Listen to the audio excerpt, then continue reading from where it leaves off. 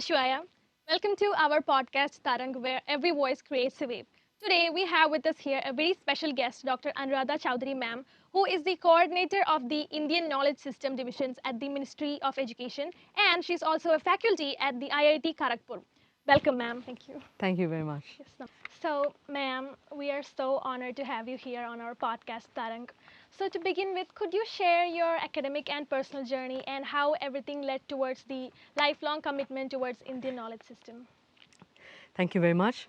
So I started as a student in the Sri Aurobindo International Center of Education in Pondicherry, and it's an institution where from childhood, right from kindergarten all the way up to college, they teach us Sanskrit, but it starts with Sanskrit and French. And the reason for teaching Sanskrit in that school is because both the mother and Sri Aurobindo, who are founders of that institution, they believe that every child born in, just like every child born in France knows French, every child born in Bharat should know Sanskrit. Because they said Sanskrit is the language of Bharata's soul. And the Sanskrit language also fine tunes our thinking in a manner that allows us to process more complex ideas and express them with greater precision. So that's the reason that I had my first contact with Sanskrit and Bharatiya culture. And Sri Aurobindo was a passionate uh, proponent of Indian thought and Indian knowledge systems. He has a book also called, it used to be called The Foundations of Indian Culture and Renaissance of Indian Culture in Bharat. That's the book that he has. So growing up with all of that, I would say I literally grew up in a kind of a paradise where we had the freedom to what do you say, to explore all these different domains. Thank you, ma'am. That was good. So as I studied in the ashram school, I learned Sanskrit from my younger days, and then I came across a quotation by Sri Aurobindo where he says that the recovery of the perfect truth of the Vedas is not merely a desideratum of modern intellectual curiosity, but a practical necessity for the future of the human race. So this was one quotation of his that inspired me to want to study Sanskrit further and also to then be able to tap into the secret of the Vedas, which is a book by him as well. And the other point where it comes to making money, there was a shloka from the Panchatantra which says, Praptavyam artham labhate manushyaha. The money that you have to get, a person will get. Devopi tam langhaitum na shaktaha. Even the gods cannot change that.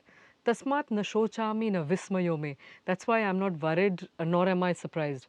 Yadasmadiyam nahi tat paresham. What is mine cannot be anybody else's.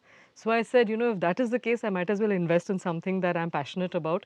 And if it will bring me the returns that I want, then it will be a win-win situation. Okay, thank you so much.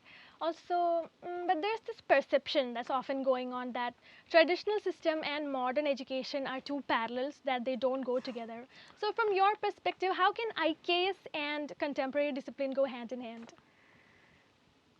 I think India has been extremely progressive in all its knowledge traditions. Unlike the notion that something in with something from a traditional background will burden a person with knowledge that is not relevant, Bharata and its ways of thinking are extremely progressive. It's about actually looking at any knowledge system, being able to analyze it and understand it from its fundamental perspective, and then apply it in the contemporary context. That is the hallmark of Bharatiya culture and Bharatiya thought basis or thought foundations. So, with something like that, in fact, the more acquainted an student is with the backdrop, or rather the foundations of Indian knowledge systems, the more equipped that person would be to deal with contemporary life and in a manner that is sustainable, in a manner that is future looking as well. You're right about that. So, and as students, I'm a student, so we are constantly changing our identities and our thought processes.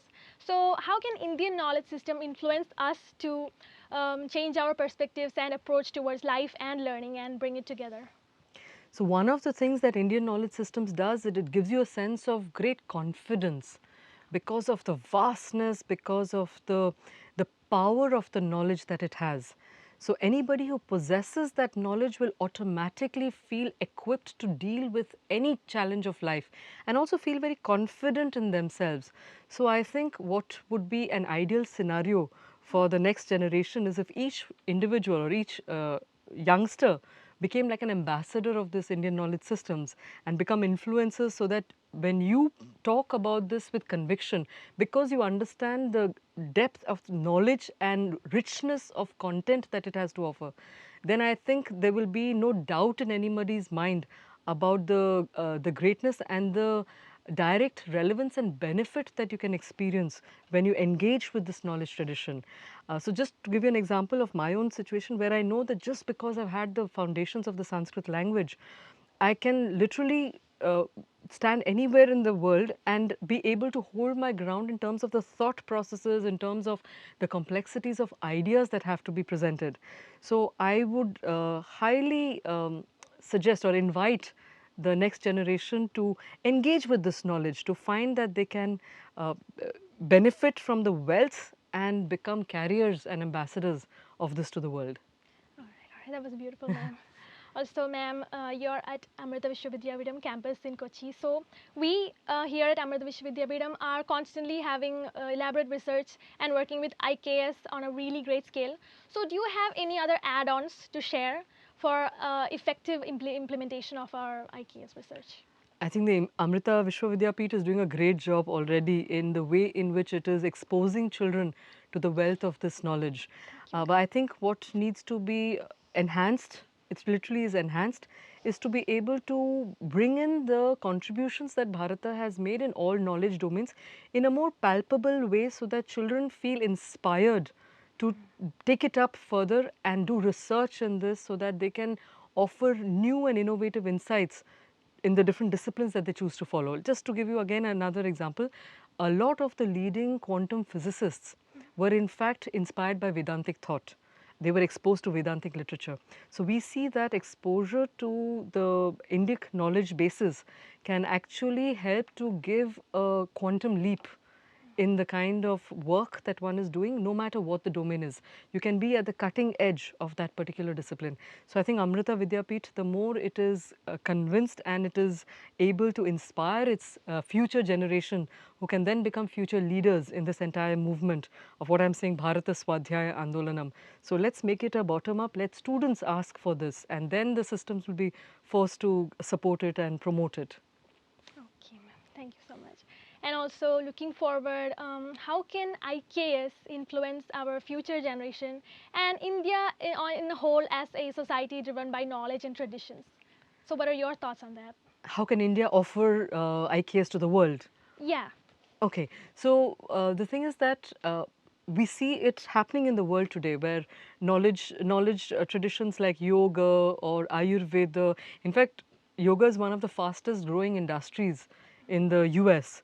So we see that it is not just a tradition for well-being, but it also has huge economic potential. But if we are trained how to look at it from that perspective, once upon a time we were this very, very prosperous nation.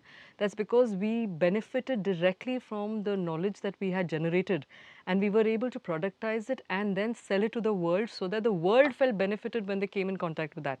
So I think there is a need to re-engineer the way in which we understand Indian knowledge systems, we engage with it, we share it, and also then how we promote it, and in every particular respect of life. Okay, ma'am. Thank you so much, ma'am. So that was a really great session, and thank you so much for you coming here and sparing your really valuable time for giving us such insightful thoughts and messages. I'm sure that the people who are listening to this podcast will surely find it really helpful for them to implement IKS and its systems in their life to make it better and to better find their identities and to face any challenges that's happening in their life further. So thank you so much, ma'am. We are so grateful for having you. Thank you. Thank you very much. Yes, I'm sure. Lovely.